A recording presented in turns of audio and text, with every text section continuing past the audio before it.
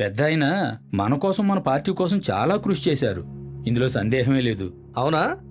అందుకేనా 20 సంవత్సరాలుగా ఎమ్మెల్యేగా ఉన్న ఆయన ఏరియాలో ఆయన చనిపోయిన తర్వాత ఆయన స్థానంలో ఆయన కొడుకైన నాకు సీట్ ఇప్పించకుండా మా ఇంట్లో పనిచేశాడే పనోడు ఆ దేవరకొండ గాంధీకి సీట్ ఇమ్మని రాశాడు.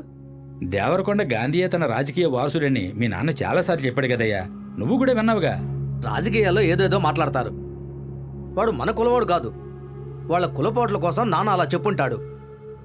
పాండురంగా, నువ్వు అతని రాజకీయ వారసుడవడం మీ నాన్నకు ఇష్టం లేదేమోనయ్యా, అందుకే గాంధీని ప్రోత్సహించాడు. అర్థమైందా? సరే, నువ్వు చెప్పిందే నిజం అనుకుందాం. కానీ మన కులం వాళ్ళు ఎక్కువ ఉన్న మన ఏరియాలో వాడు గెలుస్తాడని ఎలా అనుకున్నాడు? చూడు, గాంధీ ఎప్పుడైతే మన కులపమ్మాయిని చేసుకున్నాడో అప్పుడే మన కులం వాడైపోయాడు. అతనికి గనక సీటిస్తే 2 కులాల వాళ్ల ఓట్లు మన పార్టీకి పడతాయి. అందుకే సీటిచ్చారు. మరి ఇక్కడ ఓట్లు తెచ్చుకోగలవాడే నాయకుడయ్యా.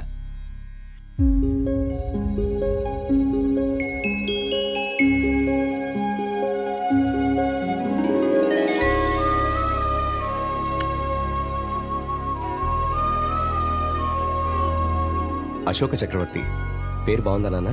బ్రహ్మాండంగా ఉందిరా పేరు. రేపొద్దున్న మీ కొడుకు పుట్టి అన్ని హాల్యా వాళ్ళ ఇంటికి కూడా కౌరు పంపించమంటావా? అది పద్ధతి కాదు నాన్న, నేనే వెళ్ళొస్తాను.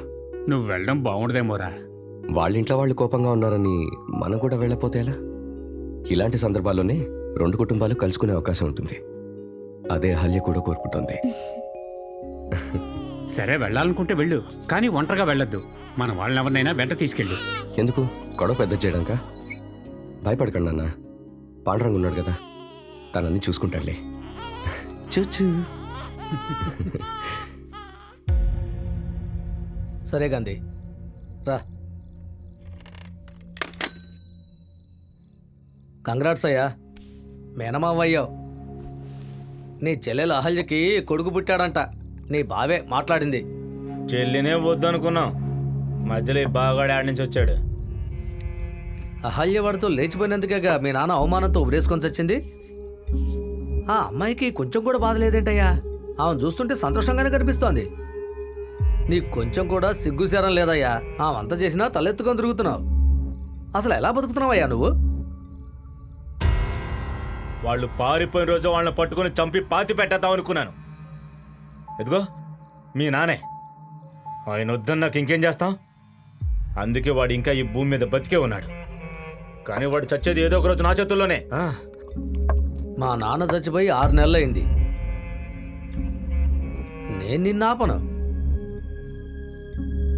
వాడు నువ్వేం చేతగాని వాడు అనుకుంటున్నాడు, అందుకే ఇంటికి వస్తానంటున్నాడు. ఇప్పుడు కూడా నువ్వేం చేయలేదనుకో, ఊళ్ళో వాళ్ళందరూ నీ ముఖం మీద ఊస్తారయ్యా.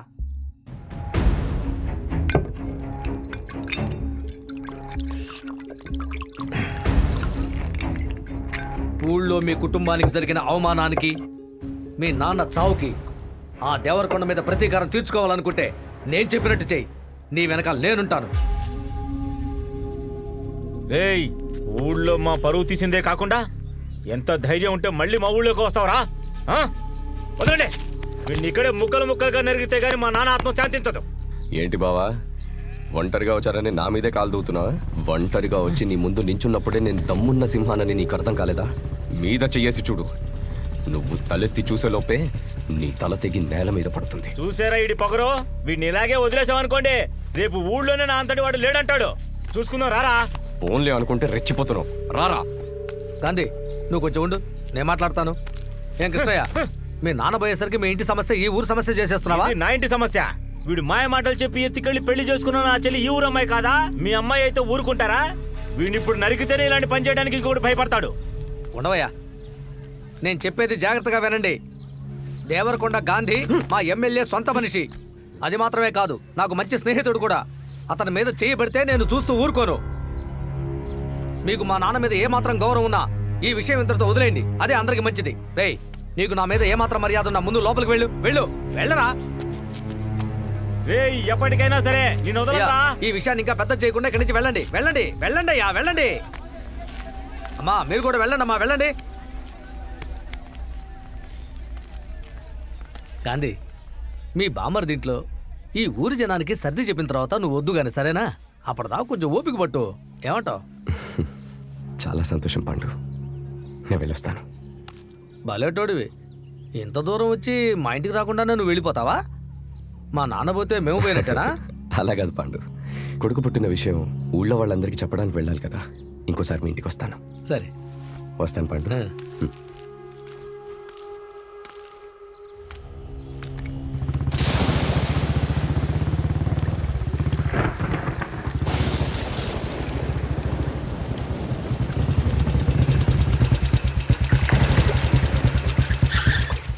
ఏమైంది పాండు? ఏమైందో తెలియలా, అరగంట నుంచి చూస్తున్నాను, బండి స్టార్ట్ అవ్వట్లేదు. జరుగు, నేను చూస్తాను. చౌక్ ఇప్పుడు చూశాను, ఏమైందో అర్థం కాలేదు. నువ్వు చూస్తూ ఉండి ఇప్పుడే వస్తాను.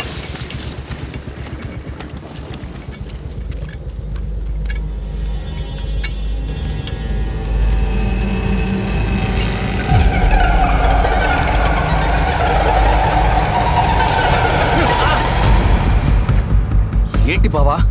ఏంట్రా ఇది? రేయ్, చెప్పేది విను. గొడవలొద్దు. జాతకాన్ని వాళ్ళ కనిపిస్తున్నారా? రేయ్, పాండ్రంగా పాండ్రంగా వీటి చూడు. వద్దురా.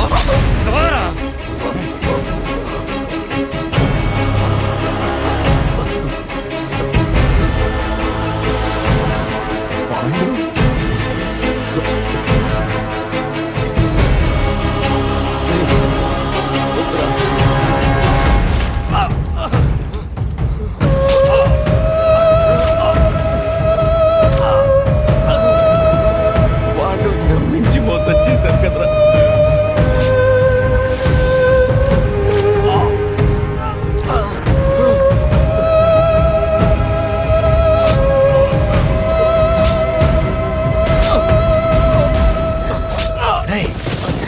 చాలే, ఊపిరాడుతుందేమో చూడు.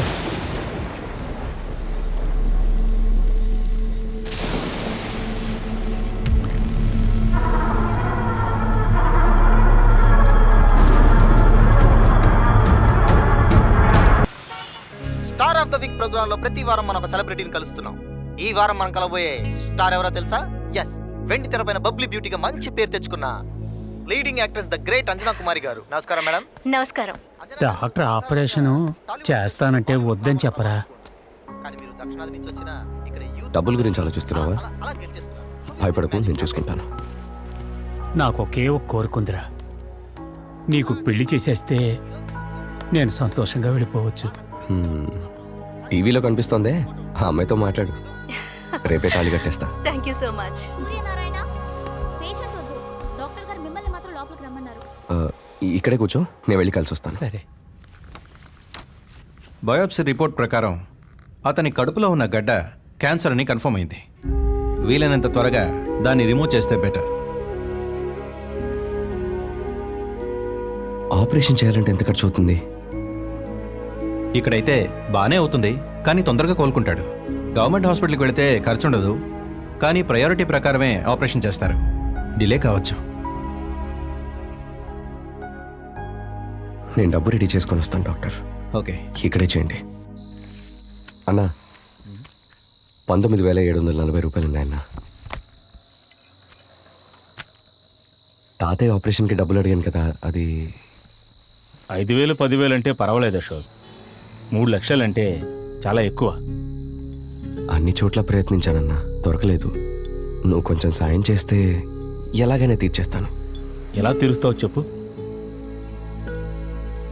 నువ్వు మంచోడు అశోక్, అందులో డౌట్ పడాల్సిన అవసరమే లేదు. అందుకే కదా నువ్వు ఎప్పుడు డబ్బులు ఇచ్చినా లెక్క కూడా పెట్టకుండా లోపల పెట్టేసుకుంటాను. నువ్వు తీసుకున్న డబ్బు నాకు తిరిగి ఇవ్వాలంటే 8-9 సంవత్సరాలు పడుతుంది. నేను వ్యాపారిని, వడ్డీ వ్యాపారిని కాదు. నీకు డబ్బులు ఇస్తే నేను వ్యాపారం చేసుకోలేను. తప్పుగా అనుకోకు, అర్థం చేసుకో.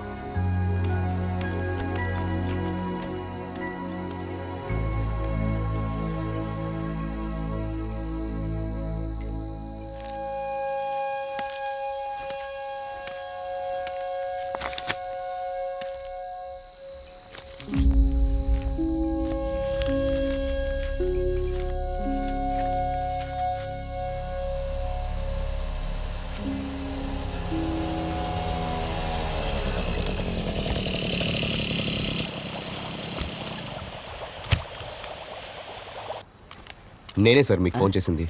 అన్నీ సరిగ్గా ఉన్నాయి లేదు చూసుకోండి. అన్నీ ఉంటాయిలేవయ్యా, ముందా చెయ్యివు. Hello sir. ఒక్క నిమిషం మాట్లాడొస్తాను. సరే. ఏంటి బయలుదేరావా?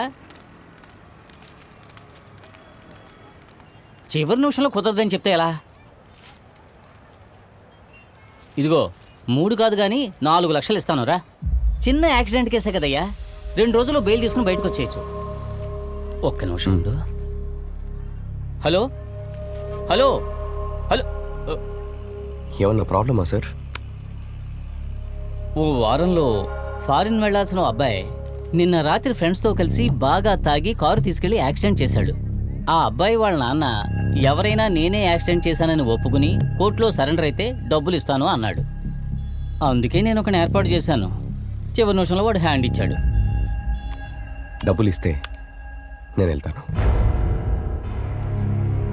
ఇంతకు ముందు ఎప్పుడైనా జైలుకి వెళ్ళావా? లేదు. వాడు యాక్సిడెంట్ చేసిన అవతలి కారు డ్రైవరు చావు బతుకుల్లో ఉన్నాడు. చచ్చాడా కేసే మారిపోతుంది. నేను ఏర్పాటు చేసిన వాడి పని ఏమిటంటే డబ్బు కోసం మాటి మాటికి జైలుకి వెళ్ళి రావడం. మరి నీ వల్ల అవుతుందా? 5 లక్షలు అడగండి, 50,000 మీకు ఇస్తాను. డీల్ ఓకే అయితే నన్ను పిలవండి, నేను వస్తాను. నేను వెళ్ళి టీ తాగుతాను.